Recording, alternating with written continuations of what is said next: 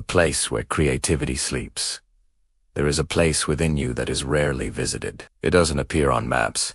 It makes no noise.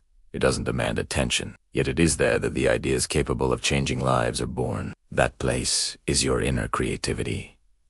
It is not a gift reserved for a few. It does not belong only to artists, writers, or inventors. Creativity is the ability to see beyond the obvious, to imagine new paths when all others seem closed, to transform the ordinary into something alive. The problem is that, over time, we learn to silence this space. From an early age, we are trained to repeat, to follow patterns, to avoid mistakes, and little by little, the mind becomes too busy to hear the creative whisper that comes from within. Creativity did not die.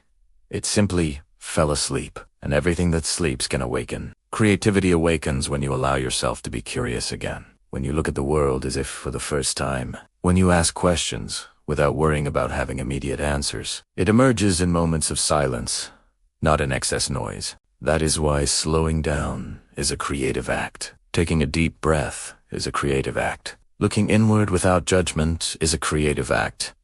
There is an idea waiting for you right now. It may be a project, a life-changing new way to express yourself, or even a simple solution to something that has followed you for years. This idea does not force its way in. It waits for space. Creativity is not born from pressure. It is born from presence. When you allow yourself to make mistakes, to play, to experiment, something opens. The fear of failing closes inner doors.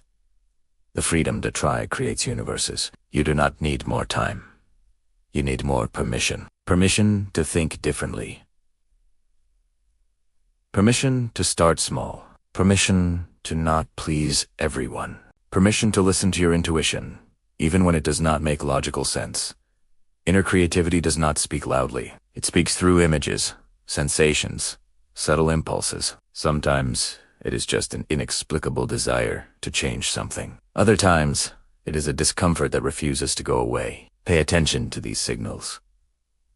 The rational mind wants control. Creativity wants flow. When you try to control too much, it withdraws. When you trust, it flows. And here is a simple but powerful secret. You do not create only when you produce something. You create when you change the way you look. Every new thought is already a creative act. Every conscious choice is already a work in progress. Perhaps you are waiting to feel inspired before you begin. But inspiration usually arrives after the first step, not before. Begin even without certainty.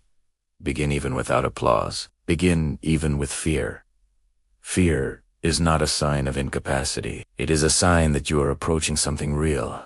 Within you there is more imagination than you have learned to use. More ideas than you have dared to try. More possibilities than you were taught to believe. Creativity is courage in motion. When you honor your creativity, you honor who you truly are. Because creating is a way of existing with authenticity. Today, do not try to be perfect. Try to be real. Silence the world for a few moments. Listen to what comes from within and take the first step, even if it is small. That is how creativity awakens. Not with haste, but with presence.